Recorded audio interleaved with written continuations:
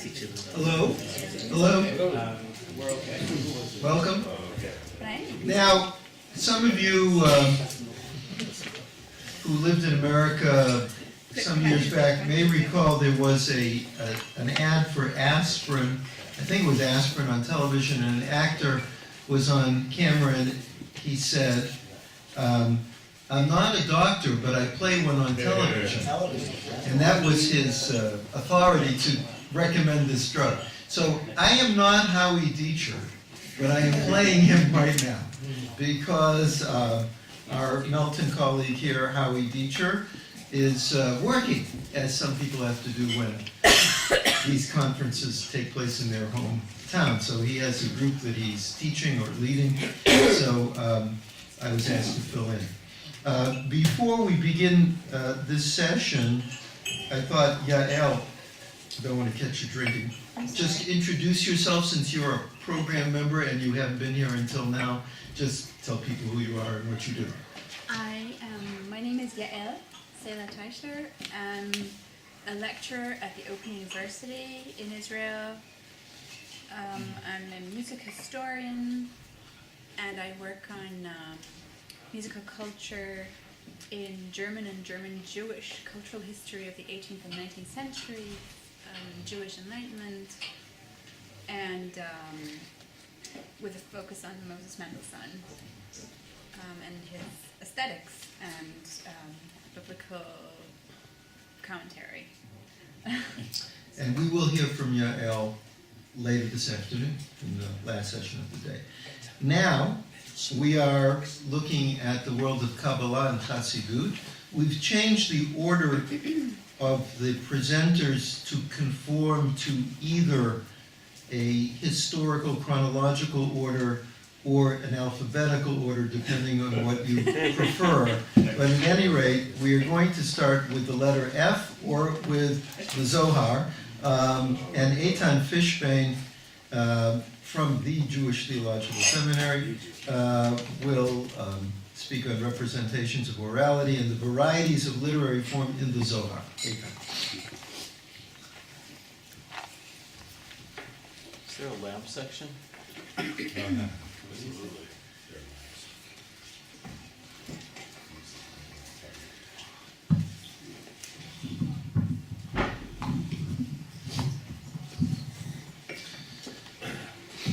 great. This is like 20 minutes. I was told 45. That was for you, Harris. Okay. All right. I've been 18. You in the back, you can hear me all right? Everybody? Yeah. How are we doing today? Okay, wonderful to be with all of you. The rise and development of Kabbalah in medieval Europe was deeply intertwined with the transition from a highly conservative and restrictive approach to esotericism, one rooted in the emphasis on orality in the transmission of mystical wisdom, to an expansive proliferation of textuality and writing in Kabbalistic culture. As historians of Jewish mysticism have observed, the first hints of Kabbalistic theology and practice emerged in the eminent family of Rabbi Avraham ben David, the Ravad, particularly under the influence of the Ravad's son, Rabbi Isaac the Blind, Yitzchak Sagi Nahor, and in these early stages there was great reluctance to transmit Kabbalah through the written word. Indeed, the decision on the part of Rabbi Ezra ben Shlomo and Rabbi Azriel ben Menachem of Gerona to elaborate on Kabbalistic ideas in written form was roundly critiqued by Rabbi Isaac, and it remains unclear whether Rabbi Asher ben David's decision to compose the explicit and elaborate Sefer HaYichud was made to correctly reflect the authentic teachings of his uncle Rabbi Isaac, or if this act of writing too embodies a marked and bold departure from the culture of strict orality and secrecy that prevailed among the Kabbalists, the early Kabbalists of Provence. If the move to elaborate on Sephirotic theology in writing was adopted by the Gerona Kabbalists Rabbi Ezra, Rabbi Ezriel, and Rabbi Yaakov ben Sheshet, the more prominent figure among Aragonese mystics, Rabbi Moshe ben Nachman, the Ramban, both famously and influentially advocated a far more conservative approach, one in which he rejected the idea that Kabbalistic thought could be learned and understood through the medium of writing. As he remarks in his programmatic introduction to his Perush al Torah, with a solid oath I hereby give sound advice to every person who looks into this book. He must not try to reason or think thoughts about any of the allusions which I write with regard to the secrets of the Torah. Mikol haremazim asher ani kotev b'sitrei HaTorah. For I inform him reliably that none of these matters may be comprehended or known by way of the intellect and mental understanding, unless they are received from the mouth of a wise Kabbalist into the ear of an understanding Kabbalist. Mipi mekubal chacham leozen mekubal mevin. For only bad things can come from his reasoning. Remember that.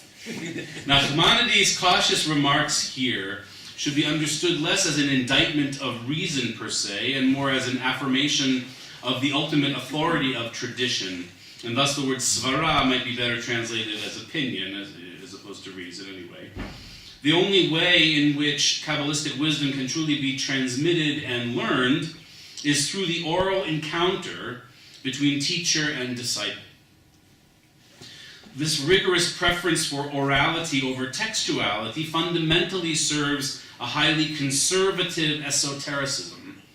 To transmit Kabbalah via the written word without any added veils of concealment would, Nachmanides implies, expose sensitive, deep truths to misunderstanding, abuse, and potential heresy. Thus, the secrets of Kabbalah are to remain just that, secrets. The guarded property of elite sages who alone can be trusted with their preservation. The secrets are passed on only, quote, from the mouth of a wise Kabbalist into the ear of an understanding Kabbalist or receiver. The true meaning of the scriptural text, however, is deemed to be so sensitive and its disclosure so dangerous that the bearers of this wisdom must actively seek to add veils of concealment to its transmission. In the conservative view of Nachmanides, Kabbalistic wisdom is to be kept in the hands of the elite and must be shielded from a more public revelation. As he comments a few pages later, Ve'i efshar leharich beferush ze ha'inyan b'michtav ve'haremez rav hanezek ki yisberu bo svarot ein bahem emet. It is not possible to elaborate further on this explanation in writing, and the hint itself is very dangerous. For people will form opinions and thoughts about the matter that have no truth to them.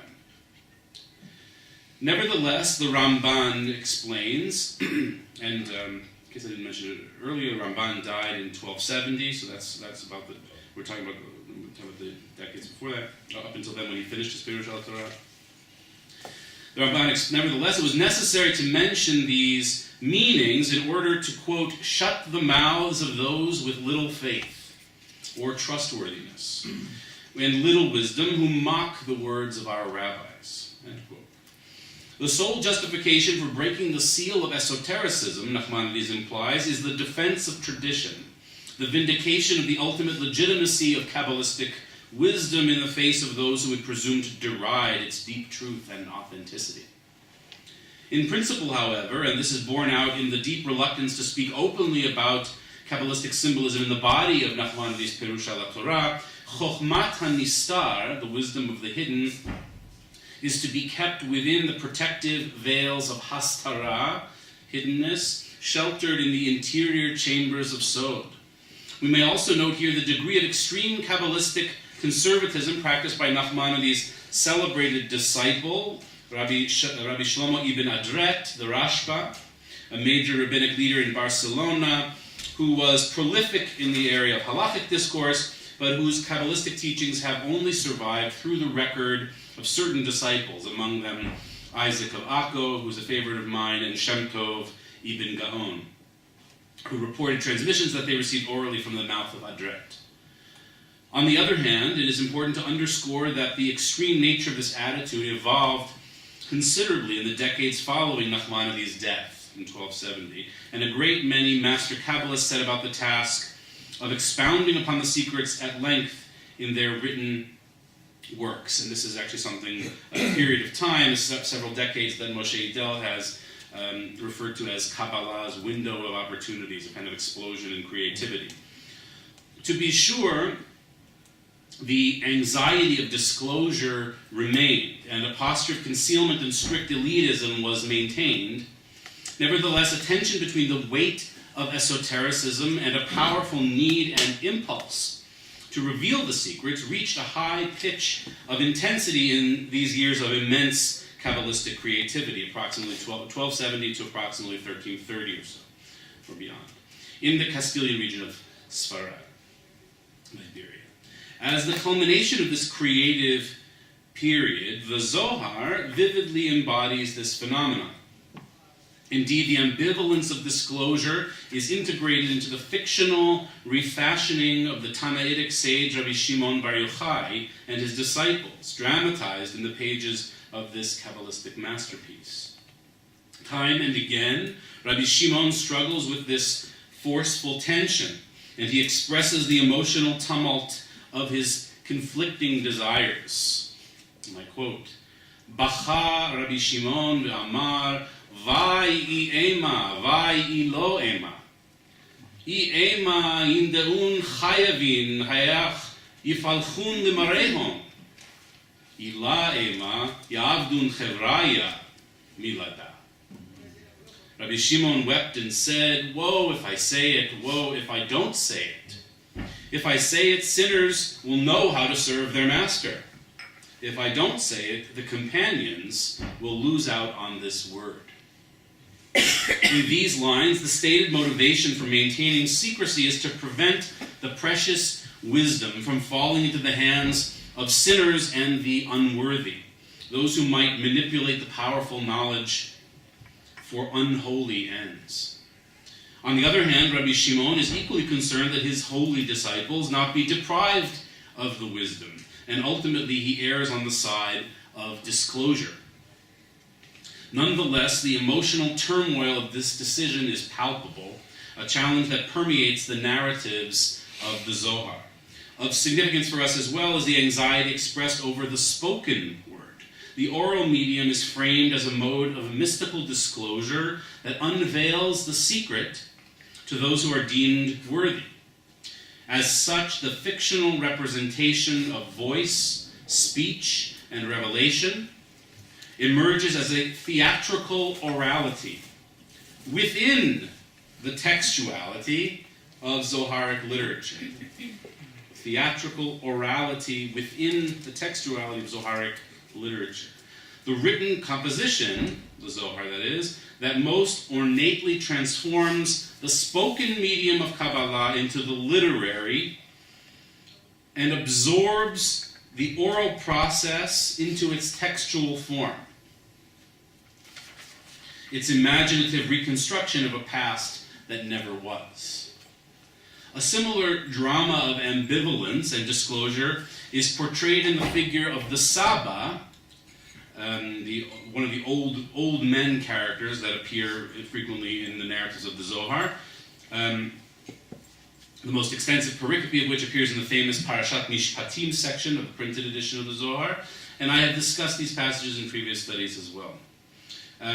The Saba articulates great self-doubt as to his worthiness to reveal the secrets through the spoken word, despite the equally powerful intuition that the Kabbalistic mysteries must now be revealed.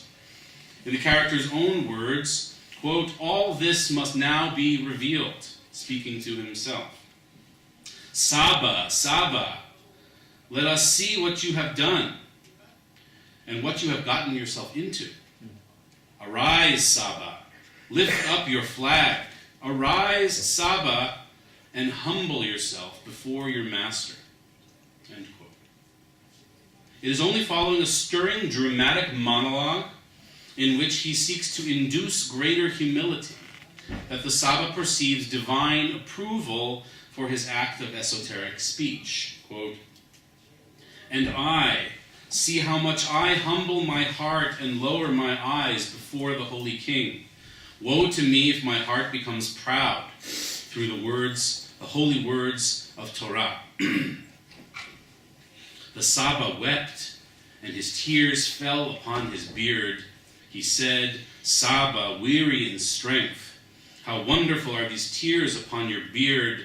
They are as wonderful as the goodly anointing oil that would fall upon the beard of the fine old man Aaron. Speak your words, Saba, for the Holy King is present." End quote.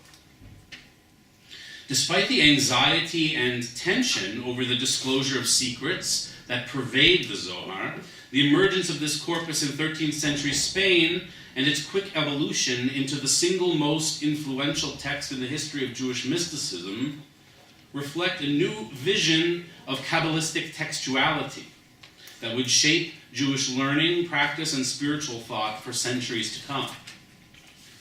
In the next part of this paper, I will explore the dimensions of this unprecedented manifestation of literary form in the Kabbalistic tradition, assessing the contours and place of the textual classic as it was encountered by generations of devoted readers.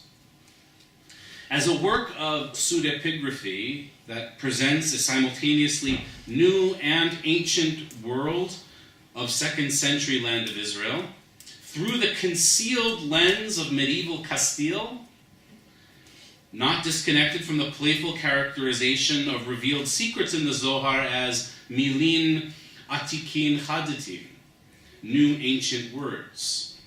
The Zoharic text encloses a new ontology of the imagination within its literary borders, a fictional domain that recasts the traditional reader's perception of the real. Indeed, I suggest that Zoharic narrative should be approached from the basic premise of fictionality and artistic invention, a representation of a world and reality created by the 13th century authors of the text, albeit one that veils that same fictional premise, utilizing dissimulation to create new cultural memory. The landscape and being of the Tanaitic figures in the Zohar are, despite the use of the names of many actual historical personalities, ultimately figurations of a medieval mind, a resurrection and reinvention of 2nd century time, wholly reconstructed and indeed constructed through the fictional musings of one or more Castilian Kabbalists. In this respect, the fictional project of the Zohar remakes the past through the dissimulation of pseudepigraphy. And the lives of Rabbi Shimon Bar Yochai and his disciples are remembered in the tradition through the lens of this medieval fiction, albeit one that's presented as the real. The world imagined by Rabbi Moshe de Leon and his companions and all the various possible authors that's now debated, becomes, at least according to traditional belief, the past as it truly was.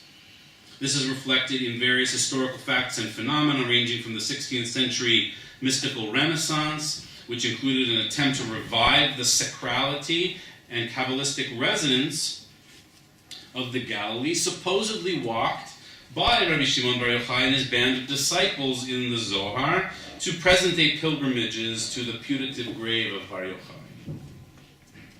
Thus, the Zohar constitutes a dramatic shift from the terse orality of early Provençal Kabbalah, presenting an elaborate textualization of Kabbalistic secrecy, the fashioning of an artistic composition that celebrates mystical theology through lyricism and the lush indulgence of symbolism and mythic imagery. Far from an exotericization of Kabbalah, however, this textuality is still cloaked within an Aramaic rhetoric that is often elusive, enigmatic, and mystifying, one that reflects a deliberate avoidance of overt spherotic terminology. These discursive methods function to project authorship back to rabbinic times, as well as to preserve the aura of mystery and hiddenness that the Kabbalists associate with their body of wisdom. This textual presentation of mystical theology is combined with the narrative genre, one that blends the storytelling forms of classical Aggadic literature and the genre of the medieval frame tale of the wandering sage and companions that is reflected in classic Makamat compositions. And here I list them, but I'm a little bit short on time. What we have in the Zohar, therefore, is a turn to the mystical text as artistic production. Mystical text as artistic production. This is very different, of course, from the mainstream of contemporaneous Kabbalistic literature. Writings that most often sought to provide a systematic portrait of the metaphysical realm and the mystical symbols believed to correlate to it.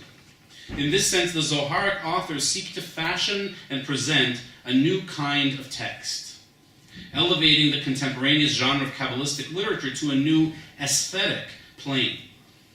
Forcefully and playfully resisting its place in time, the Zohar reaches back to a reimagined past, creating both a reborn world within the text and a radically original text within the world. For in Zoharic textuality, we encounter, for the first time, a fundamentally poetic rendition of the mystical imagination. A markedly fresh deployment of cadence and metaphor, along with the dramatic integration of the epic tale of Rabbi Shimon Bar Yochai and his disciples on their meandering pedestrian quest for hidden wisdom. I suggest that at the heart of the Zoharic mystical imagination lies a fundamentally lyrical impulse, a resistance to the ability of ordinary prose to capture the transcendent dimension of theology and human spiritual experience. As Robert von Halberg has argued in his Lyrical Powers, poetry strives for that place of mystery and ambiguity in human experience, thinking, and creativity. This is certainly the texture of some of the Zohar's most transcendent passages, where the mystery of divine existence is evoked through the rhythm and sonority of the language, the use of paradox and the rhetoric of unsaying, the spreading out of ethereal images with the grace and lightness of mist. In this respect, the prose poetry of the Zohar functions to cast an experiential spell over its readers, to use incantatory cadence and sound to produce a mystified consciousness, a deeper awareness of the mystery of divine being and the cosmos. And aesthetics of the Zohar may view this poetic craft as an attempt to arouse the depths of human spiritual feeling, the sense of wonder, a notion of the artistic that draws on the classic argument put forth by Suzanne Langer in her Feeling and Form, a philosophy of art. Well, I'll just read this last part. In concluding, it behooves us to note that this entire characterization of the Zohar as literature is complicated by the current scholarly resistance to the Zohar as a sharply defined book in its own time, a position that claims the Zoharic literature to have accumulated in a relatively fragmented way and over a much longer period of time than was previously thought. The final text as we know it today was heavily shaped, assembled, and redacted by the first printers of the Zohar in 16th century Italy. And though I do not enter directly into that matter here, suffice it to say that the modern scholar must indeed approach form criticism of the Zohar with attention to the multiple authorial voices latent beneath the surface of the text, with an eye to the archaeology of the text. Nevertheless, as can be said for the Hebrew Bible and the vast corpora of classical rabbinic literature, it is still more than worthwhile and enlightening to approach that landscape through an aesthetics of reading, an attunement to the lyrical and mimetic modes of rhetoric that have made the Zohar into the enduring classic that it is.